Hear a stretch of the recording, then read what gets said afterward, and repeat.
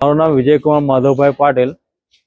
એમાં ચાર કે 5 દિવસ પર અમને લોકોને અહીંયા દિનસા પટેલ કોલેજમાં બોલાયા હતા અને ત્યાં આગળ મારા છોકરાને એમ પેલું કે અમે અઠવાડિયું તારું બિહેવ જોઈશું, નહીં લાગે તો તને સર્ટી આપી દઈશું, અને એના ના હોય બધા એ કર્યા હતા, ઇસ્યુ બધા ઓપન કર્યા હતા। બધી કોલેજના શિક્ષકોને બધા એક થઈ ગયેલા અને એકલો પાડ્યો તો આના મનમાં લાગી આવ્યું હતું, એટલે આ પગલું ભર્યું। પહેલા વર્ષમાં ઘરે ફાંસો ખાધો દુપટ્ટો નાખીને।